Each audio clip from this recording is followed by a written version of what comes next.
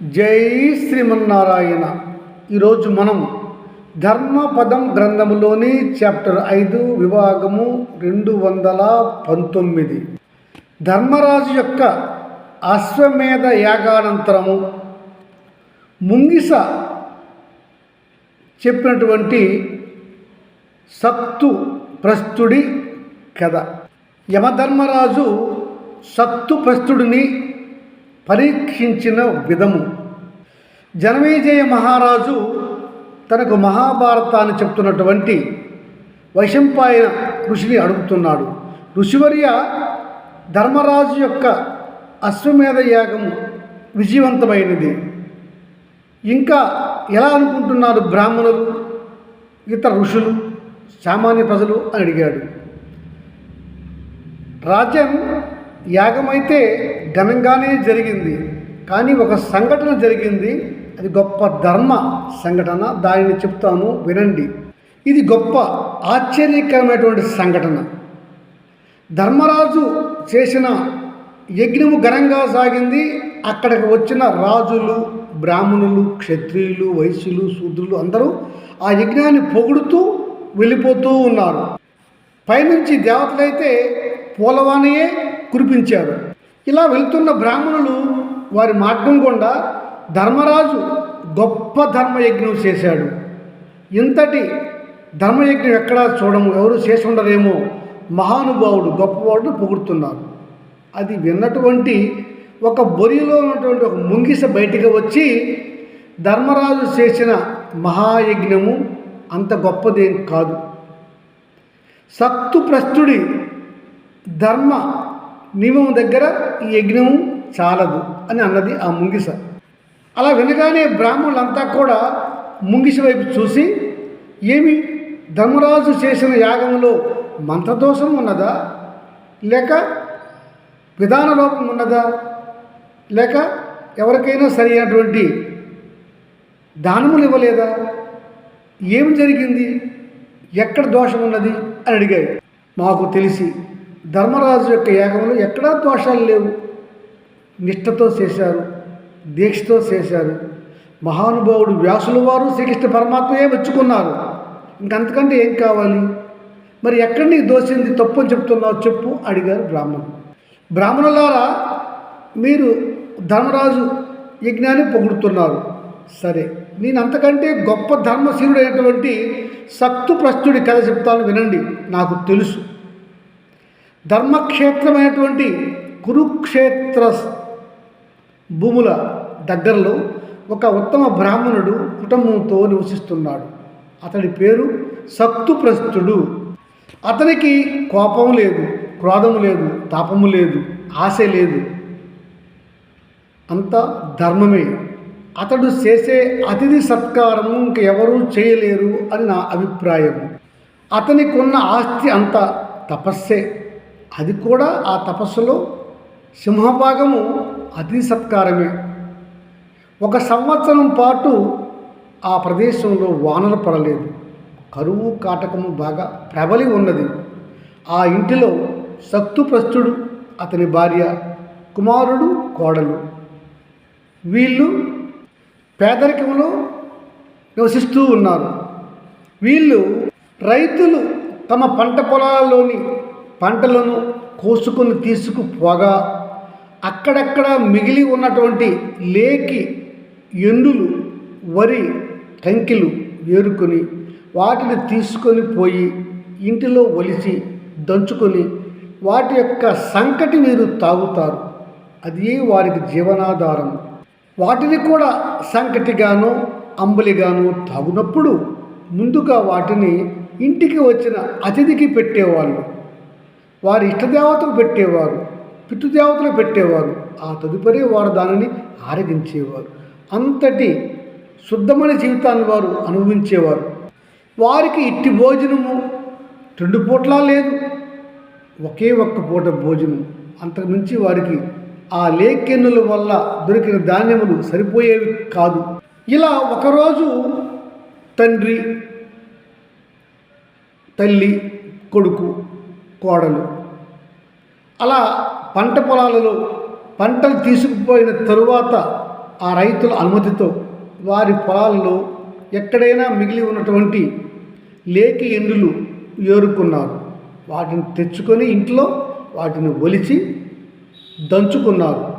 వచ్చిన బియ్యాన్ని పిండిగా చేసి దానిని పితృదేవతలకు ఆరగింపు పెట్టడానికి, తరువాత దానిని దైవానికి ఆరగింపు పెట్టి 4 వాటాలుగా దానిని ముద్దలుగా చేసి వారి వారి ఆకులు అనే కంచాలలో వడ్డించుకొని తినడానికి సిద్ధంగా ఉన్నారు. ఈ సమయంలో వాళ్ళు తినే ముందు ఒక పేద బ్రాహ్మణుడు అక్కడకు అతిథిగా వచ్చాడు. మాత భిక్షాందేహి అన్నాడు. వెళ్ళారు. ఎవరు నాయనా, ఏం కావాలి? అమ్మా, నేను గత వారం రోజుల నుంచి ఆహారం తీసుకోలేదు, నీరు కూడా తాగలేదు, గొప్ప ఆకలితో ఉన్నాను, నాకు అన్నదానం చేయగలరా అని అడిగాడు. మహాత్మా అటులనే రండు అన్నాడు సత్తుప్రస్తుడు. అతని కాలుకు నీళ్ళు ఇచ్చాడు. కాలు కడుక్కున్నాక ఇంటికి వచ్చినసరికి ఒక పీట వేసి కూర్చోబెట్టి ఆ సత్తుప్రస్తుడి యొక్క వాటాగా వచ్చినటువంటి ఆ పిండి ఆహారం ముద్ద అతనికి పెట్టాడు తినమని.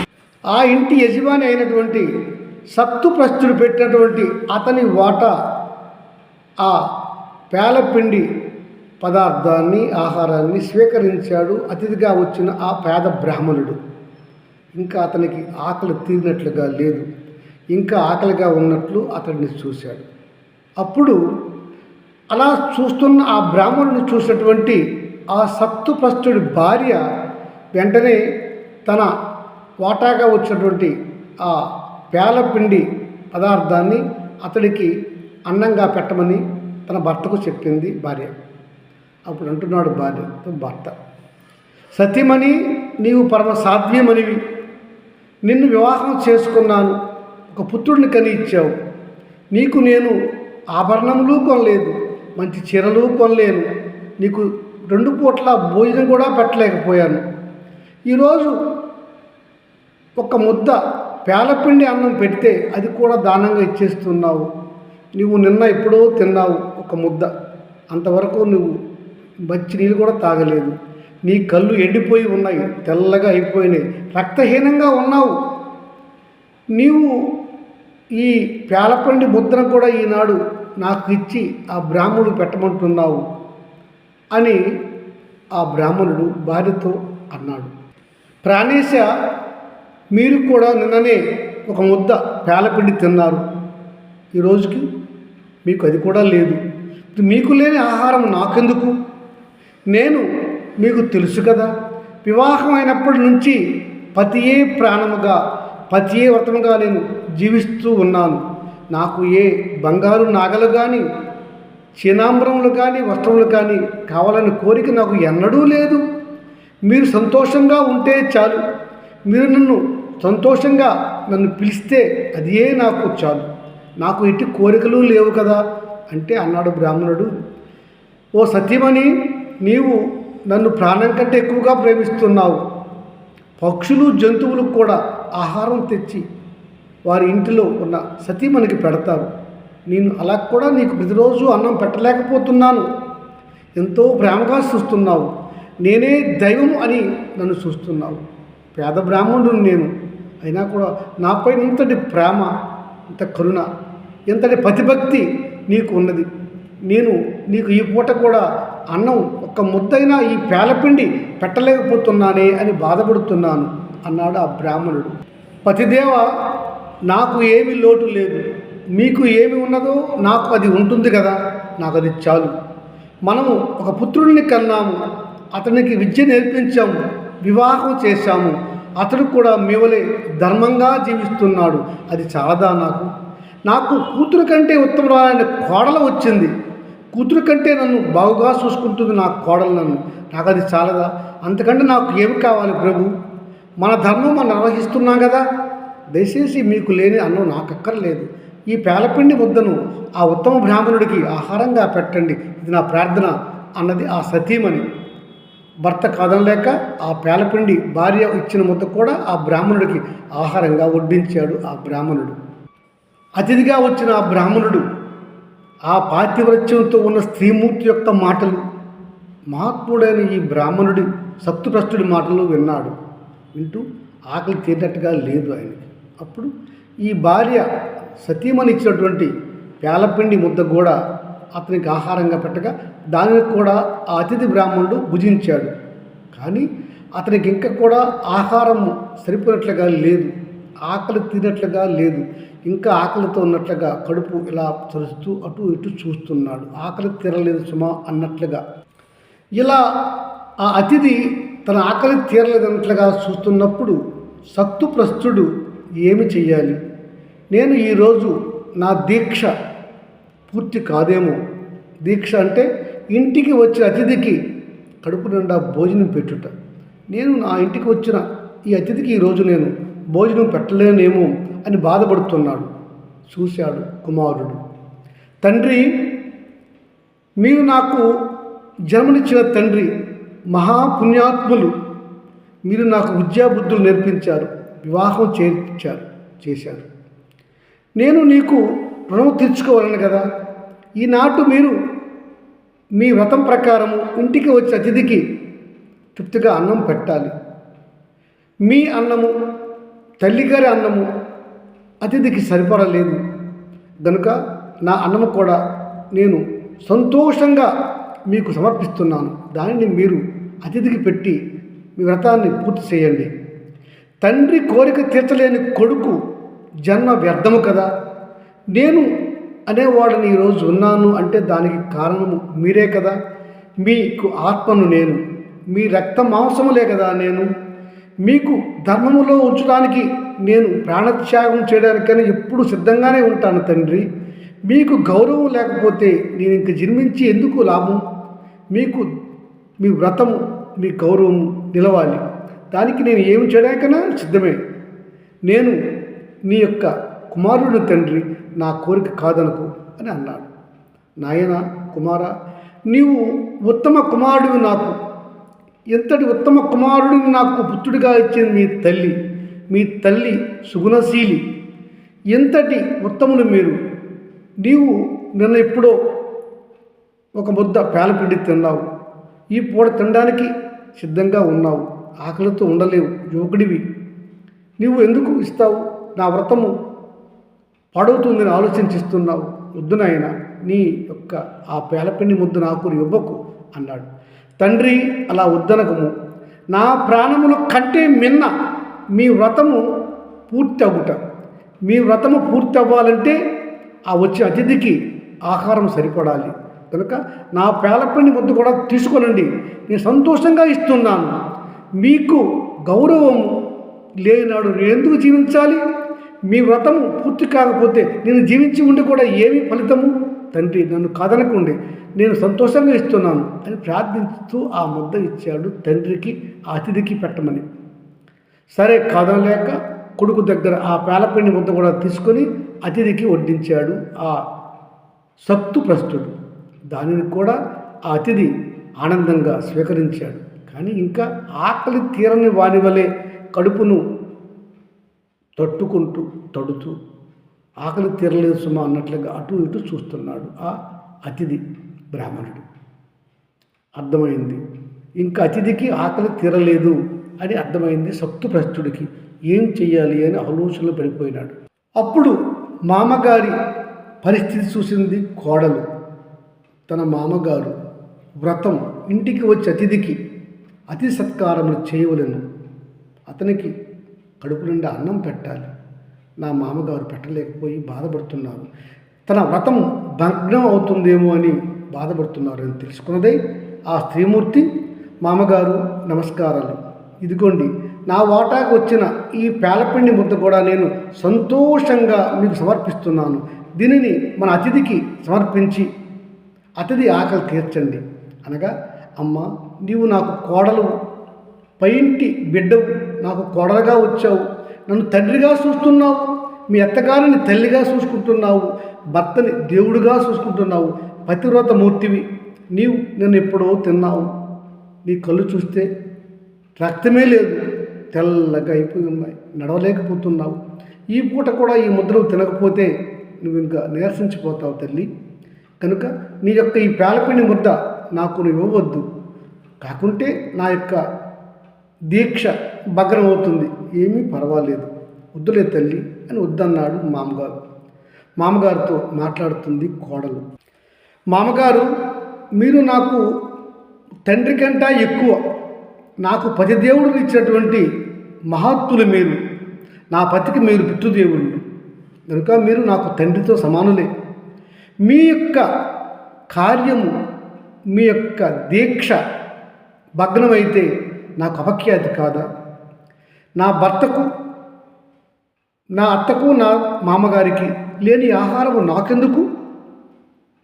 నేను నా పతిదేవుడు, ఆ తరువాత మీరు మా అత్త చల్లగా ఉండాలని కోరుకునేదాలను. నేను నా పతిదేవుడి సేవ చేసిన తర్వాత ఎన్నడూ కూడా మీ సేవ చేయకుండా మానలేదు. ఇది మానే శ్రీమూర్తిని కాను. నాకు నా పతిదేవుడు తర్వాత మీరే దేవుడు, అత్తగారే దేవుడు, మీ సేవ చేయాలి. ఈనాడు మీ యొక్క ఈ దీక్ష, అతిథి ఇంటికి వస్తే అన్నం పెట్టకుండా పంపకూడదు అనే మీ దీక్ష భగ్నం అయితే నేను చూస్తూ ఊరుకోగలనా? అప్పుడు నేనేం కోడలను మీకు? నాలో ధర్మం ఏముంటుంది? మీరు బాగుండాలి, మా శ్రీవారు బాగుండాలి, మా అత్తగారు బాగుండాలి, మీ దీక్ష పూర్తి అవ్వాలి. అప్పుడే మావారికి కానీ అత్తగారికి కానీ నాకు కానీ గౌరవము, సంతోషం కదా.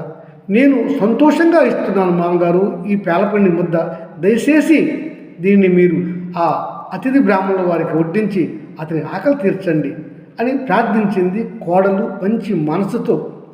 మామగారు కోడలు మాట కదలలేక ఆ పేలపిండి ముద్ద కూడా తీసుకొని ఆ వచ్చినటువంటి అతిథి బ్రాహ్మణుడికి వడ్డించి నీళ్లు పెట్టాడు తాగమని.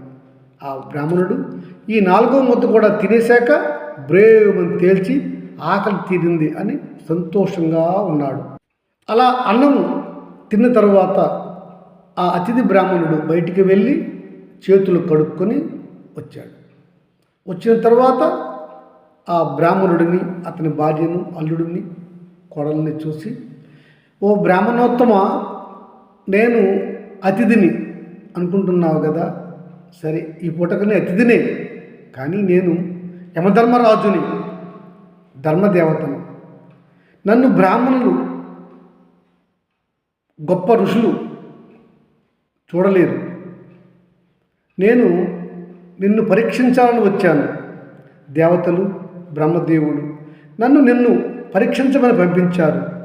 నీ అతిథి సత్కార దీక్ష ఎంత గొప్పదో చూసి పరీక్షించి రమ్మన్నారు. అందుకనే వచ్చాను. నీ అతిథి సత్కార పరీక్షలో పూర్తిగా ఉత్తీర్ణుడయ్యావు. గొప్ప ధర్మ సంస్కరణతో గొప్పవాడివి నువ్వు. అతిథి దీక్ష అంటే అతిథిని సత్కరించే దీక్షలో నువ్వు గొప్ప తపస్సు చేశావు. అదిగో పైకి చూడు, ఇంద్రుడు అదిగగల సర్వదేవతలు నీపైన పూలవర్షం కురిపిస్తున్నారు. నీ యొక్క దీక్షకు, నీ అతిథి సత్కారానికి వారంతా మెచ్చుకుంటున్నారు. ఓ మహాత్ముడా, శక్తిప్రస్తుడా, ఇంటి యజమానిగా నీవు 100 పాళ్ళు ధర్మంతో ఉన్నావు. నీ భార్య సహధర్మచారిని, ఉత్తమ పతివ్రత శిరోమణి, 100 పాలు ధర్మంతో ఉన్నది. నీ కుమారుడు ఉత్తమ పురుషుడు, 100 పాళ్ళు ధర్మంతో ఉత్తమ కుమారుడిగా ఉన్నాడు. నీ కోడలు ఉత్తమ పతివ్రత శిరోమణి, 100 పాళ్ళు భర్త పైన, అత్తమామల పైన భక్తితో ఉన్నవారు. అందరూ కూడా ఉత్తములు. మీకు ఈ ఉత్తమ జీవన విధానం వల్ల చేసిన తపస్సు అనేది పండినది. మీ అందరికీ గొప్ప పుణ్యం లభించింది. అందుకే బ్రహ్మదేవుడు ఒక నూతన విమానాన్ని పంపించాడు మీకు. అటు చూడండి, ఆ విమానం పైన మీరు శాశ్వతంగా ఉండడానికి బ్రహ్మలోకానికి వెళ్ళిపోండి. అంతటి పుణ్యం మీకు వచ్చింది. ఇదిగో బ్రహ్మదేవుడు ఆజ్ఞ చూడండి అని చెప్పాడు. ఆ సత్తుభస్తుడితో యమధర్మరాజు బ్రాహ్మణుడి వేషం నుంచి యమధర్మరాజుగా మారి చెప్తున్నాడు అని ఈ కథ చెప్పింది ముంగిస. ఓ బ్రాహ్మణులారా, బ్రహ్మదేవుడు పంపించిన ప్రత్యేక విమానంలో బ్రహ్మలోకానికి వెళుతున్నటువంటి ఆ నలుగురిని నేను చూశాను. వారి యొక్క కరుణా కటాక్ష తీక్షణ చూపులు నాపైన పడ్డాయి. నేను వెళ్ళి వారింటి ముందు అతిథులు కాళ్ళు కడుక్కున్నటువంటి నీటిలో మునిగాను. నేను మునిగితే ఈ పక్కంతా తడిసింది, ఇదిగో బంగారంగా మారిపోయింది. అంటే అంతటి గొప్ప ధర్మాత్ముడు ఆ సత్తుప్రస్తుడు అతని కుటుంబం. వారింటికి వచ్చినటువంటి అతిథుల యొక్క కాలు కడుక్కున్న నీళ్లు నాకు తగిలితే బంగారం అయిపోయినాను. నేను యమధర్మరాజా అంతటి గొప్పవాడే వారిని పరీక్షించాడు. ఎంత గొప్పవాడు సత్తుప్రస్తుడు, కనుక నేను కూడా పరీక్ష చేయాలి. ఎప్పుడైతే నాకు ఈ రెండవ పక్క చెంప బంగారంగా మారుతుందా అని చూస్తున్నాను. ధర్మరాజు చేసిన యజ్ఞానికి నేను వచ్చాను. లక్షల మంది భోజనాలు చేశారు, చేతులు కడుక్కున్నారు. ఆ నీటిలో నేను దొర్లాను, కానీ నాకు రెండవ పక్క బంగారంగా మారలేదు. కనుక నేను నిరాశతో ధర్మరాజు యొక్క యజ్ఞం నుంచి ఇంటికి వచ్చాను. నాకు రెండవ పక్క బంగారంగా మారలేదు కదా, మరి సత్తుప్రస్తుడితో ధర్మరాజు మనం పోల్చగలమా అని అన్నది ఆ బుంగిస. జనమేజయ మహారాజా, అది ధర్మరాజు యొక్క అశ్వమేధ యాగానంతరము జరిగిన గొప్ప వింత సంఘటన అని చెప్పుకొచ్చారు భారతాన్ని చెప్తున్నటువంటి వైశంపాయన మహర్షి. జై శ్రీమన్నారాయణ.